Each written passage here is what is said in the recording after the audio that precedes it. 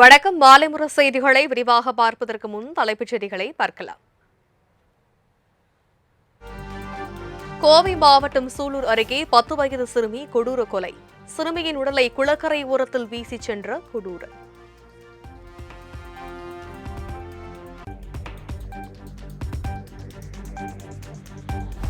பத்து வயது சிறுமி கொலை செய்யப்பட்ட வழக்கில் 2 பேர் அதிரடி கைது. குற்றவாளி மீது உரிய நடவடிக்கை எடுக்க கோரி சிறுமியின் பெற்றோர் மற்றும் உறவினர்கள் விடிய விடிய போராட்டத்தில் ஈடுபட்டதால் பரபரப்பு.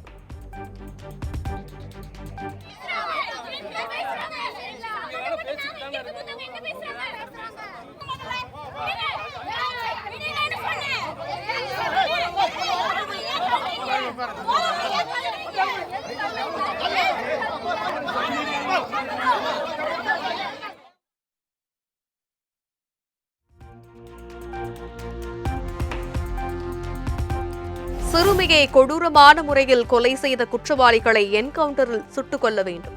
சிறுமியின் பெற்றோர் மற்றும் உறவினர்கள் ஆவேசம்.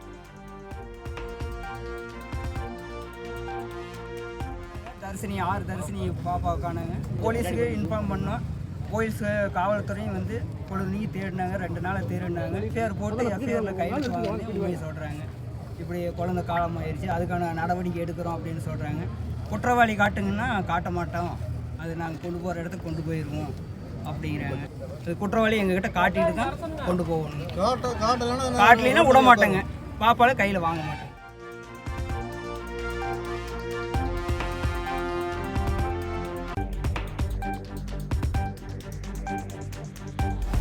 கோவையில் 10 வயது சிறுமி சடலமாக மீட்கப்பட்ட விவகாரத்தில் கைது செய்யப்பட்ட கார்த்திக்கின் கை மற்றும் காலில் முறிவு. போலீசாரிடமிருந்து தப்பி ஓட முயன்ற போது கீழே விழுந்ததால் முறிவு ஏற்பட்டதாக தகவல்.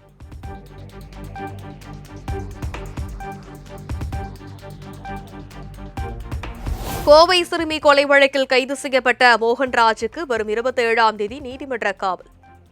சூலூர் குற்றவியல் நீதித்துறை நடுவர் நீதிமன்ற நீதிபதி அருண்குமார் முன்னிலையில் ஆஜர்படுத்தப்பட்டு சிறையில் அடைப்பு.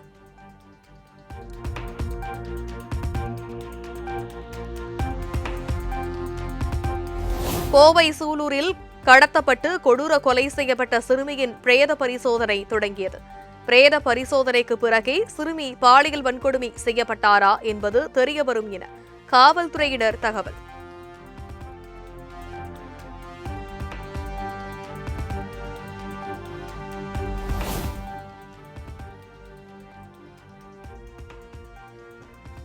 கோவை சிறுமி கொலையில் குற்றவாளிகளுக்கு கடும் தண்டனை வழங்கப்படும். பிரேத பரிசோதனை அறிக்கை அடிப்படையில் விசாரணை துரிதப்படுத்தப்படும் என்றும் சிறுமியின் குடும்பத்தினரை நேரில் சந்தித்து ஆறுதல் கூறிய அமைச்சர் சம்பத்குமார் திட்டவட்டம். நிச்சயமா அதில் அரசு, எங்களுடைய அரசு நிச்சயமா நாங்களும் உறுதியாக தான் இருக்கிறோம். அதில் எந்த ஒரு காம்ப்ரமைஸ் இல்லைங்க. குற்றவாளி யாராக இருந்தாலும் நிச்சயமா தண்டனை கடுமையாக இருக்கும், அது நாங்கள் உறுதியாக இருக்கோம்.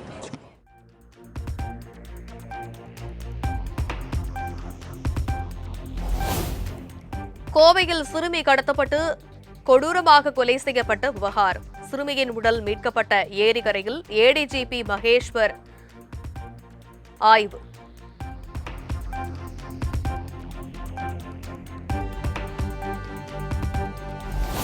கோவையில் சிறுமி படுகொலை விவகாரத்தில் மிருகத்தனமான செயலில் ஈடுபட்ட குற்றவாளிகளுக்கு கடுமையான தண்டனை பெற்றுத்தர வேண்டும். இனியும் அதுபோன்ற சம்பவம் நடக்காமல் இருக்க சட்டம் ஒழுங்கிற்கு முதலமைச்சர் விஜய் முக்கியத்துவம் அளிக்க வேண்டும் என்றும் எதிர்க்கட்சித் தலைவர் உதயநிதி ஸ்டாலின் வலியுறுத்தல்.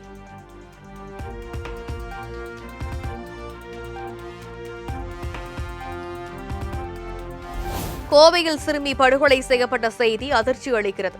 சிறுமியை படுகொலை செய்த கயவர்களுக்கு தூக்கு தண்டனை வழங்கப்படுவதை தமிழக அரசு உறுதி செய்ய வேண்டும் என பாமக தலைவர் அன்புமணி வலியுறுத்தல்.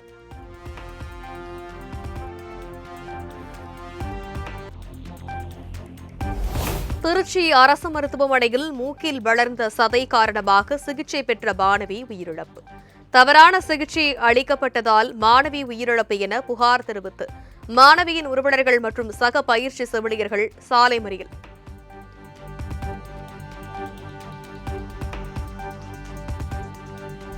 திருச்சியில் பயிற்சி செவிலியர் உயிரிழப்பு தொடர்பாக ராஜீவ்காந்தி மருத்துவமனையில் கண்காணிப்பாளர் பாஸ்கர் தலைமையில் குழு அமைப்பு. செவிலியர் மாணவிக்கு வழங்கப்பட்ட சிகிச்சைகள் தொடர்பாக விசாரணை நடத்த தமிழக அரசு உத்தரவு.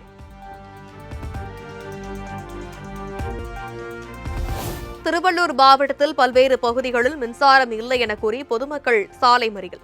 திருத்தணி நகராட்சி குமாரகுப்பம் பகுதியில் தொடர் மின்வெட்டை கண்டித்து போராட்டத்தில் குதித்த பொதுமக்கள்.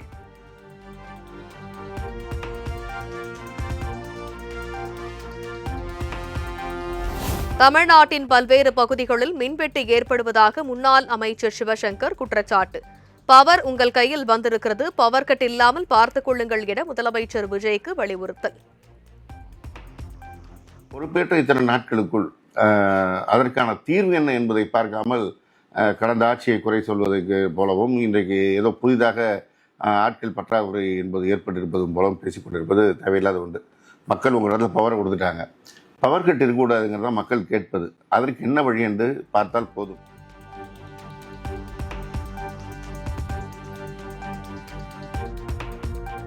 தமிழகம் முழுவதும் அறிவிக்கப்படாத மின்வெட்டால் பொதுமக்கள் கடும் அவதி. மின்வெட்டு குறித்து இன்று மாலை அமைச்சர் நிர்மல்குமார் விளக்கமளிக்க உள்ளதாக தகவல்.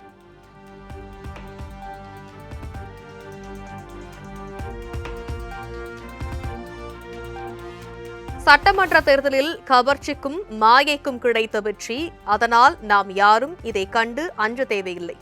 தர்மத்தின் வாழ்வுதனை சூதுகவும் இறுதியில் தர்மமே வெல்லும் என திமுக கூட்டணியில் 10 இடங்களில் போட்டியிட்டு ஒரு இடத்தில் தேமுதிக வென்றது குறித்து பிரேமலதா விஜயகாந்த் அறிக்கை. சென்னையில் பெட்ரோல் விலை லிட்டர் ஒன்றுக்கு 82 காசுகள் உயர்ந்து ₹105.31 விற்பனை. டீசல் 87 காசுகள் அதிகரித்து ₹96.98 விற்பனை.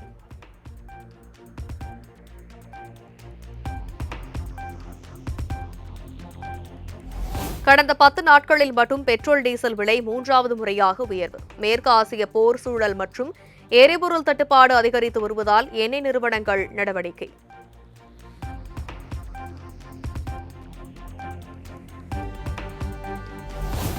சென்னை அண்ணா சாலை, நுங்கம்பாக்கம், கோயம்பேடு உள்ளிட்ட பகுதிகளில் பயங்கர சத்தத்துடன் சுழன்றடித்த தரைக்காற்று. மரீனா கடற்கரையிலும் காற்று வேகமாக வீசியதால் நடைபயிற்சி சென்ற மக்கள் மற்றும் வாகன ஓட்டிகள் அவதி.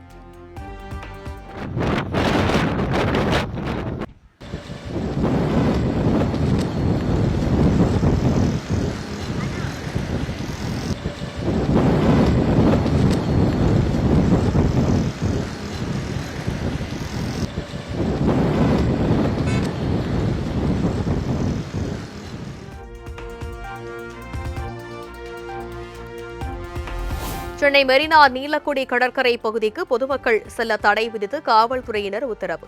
மெரினா கடற்கரை பகுதியில் தரைக்காற்று அதிகமாக வீசுவதால் பொதுமக்களுக்கு அனுமதி மறுப்பு.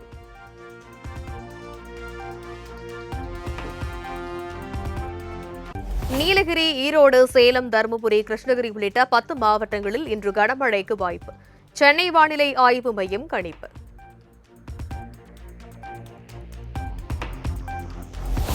நீலகிரி, கோவை, ஈரோடு, திருப்பூர், சேலம் உள்ளிட்ட 19 மாவட்டங்களில் நாளை கனமழை பெய்யக்கூடும். வரும் 26ஆம் தேதி வரை தமிழகத்தில் பல்வேறு பகுதிகளில் கனமழை நீடிக்கும் எனவும் வானிலை ஆய்வு மையம் அறிவிப்பு. தமிழ்நாட்டில் பல்வேறு சுங்கச்சாவடிகளில் புதிய கட்டண உயர்வு இன்று முதல் அமல். கார், ஜீப், வணிக பயன்பாட்டு வாகனங்கள் மற்றும் கனரக வாகனங்கள் என அனைத்து தரப்பு வாகனங்களுக்கும் இந்த கட்டண உயர்வு பொருந்தும் எனவும் அறிவிப்பு.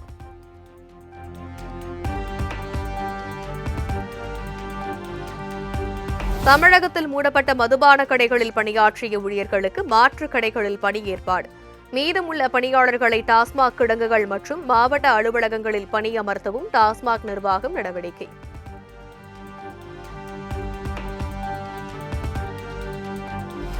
திருவாரூர் அருகே ஓட்டுநரின் கட்டுப்பாட்டை இழந்து சாலையோர வாய்க்காலில் கவிழ்ந்து விபத்துக்குள்ளான அரசு பேருந்து. 10க்கும் மேற்பட்ட பயணிகள் காயமடைந்து திருவாரூர் அரசு மருத்துவமனையில் சிகிச்சைக்காக அனுமதி.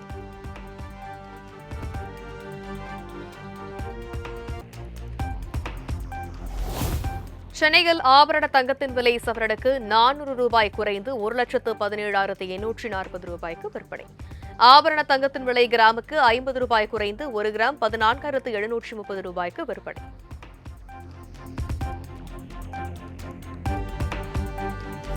4 நாள் அரசுமுறை பயணமாக இந்தியா வந்த அமெரிக்க வெளியுறவுத்துறை அமைச்சர் மார்க்கோ ரூபியோவுக்கு உற்சாக வரவேற்பு. கொல்கத்தாவில் உள்ள அன்னை தெரசா நினைவிடத்தை தனது மனைவி ஜானட் டி ரூபியோவுடன் பார்வையிட்டார்.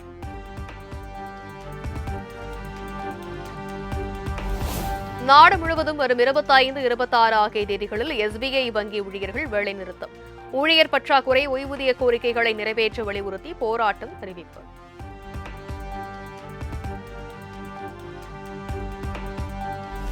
இந்தியா உள்ளிட்ட 90க்கும் அதிகமான நாடுகளில் இருந்து வருவோர் விசா இல்லாமல் 60 நாட்களுக்கு தாய்லாந்தில் தங்கும் அனுமதி ரத்து.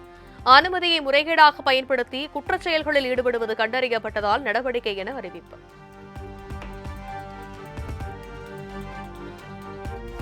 வரதட்சணை கொடுமை காரணமாக புனே மாடல் அழகி துவிஷா தற்கொலை செய்து கொண்ட விவகாரம். துவிஷாவின் கணவர் சம்ரத் சிங் போலீசாரால் தேடப்பட்டு வந்த நிலையில் ஜபல்பூர் நீதிமன்றத்தில் சரண்.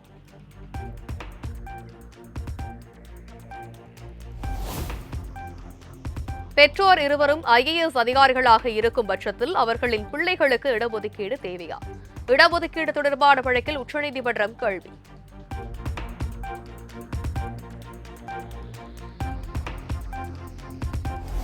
உலக அளவில் தீவிரவாதத்தை ஊக்குவிக்கும் நாடுகளில் முதலிடத்தை பிடித்துள்ளது ஈரான். இனி ஒருபோதும் அவர்களிடம் அணு ஆயுதம் என்பது இருக்காது என்றும் அமெரிக்க அதிபர் டிரம்ப் திட்டவட்டம்.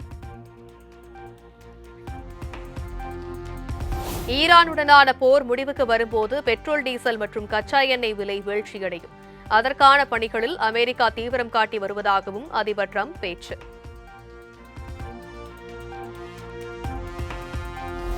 ஆஸ்திரேலியாவின் சிட்னி நகரில் விமரிசையாக நடைபெற்ற ஒளி திருவிழா. டிஜிட்டல் தொழில்நுட்பம் மற்றும் வானில் வர்ணஜாலம் காட்டிய பட்டாசுகளை உற்சாகத்துடன் கண்டு ரசித்த மக்கள்.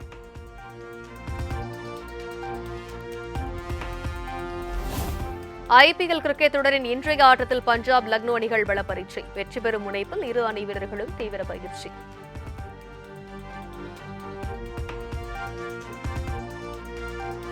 கொல்கத்தாவில் மெட்ரோ ரயிலில் பயணித்த நடிகர் விஷால். வீடியோ இணையத்தில் வைரல்.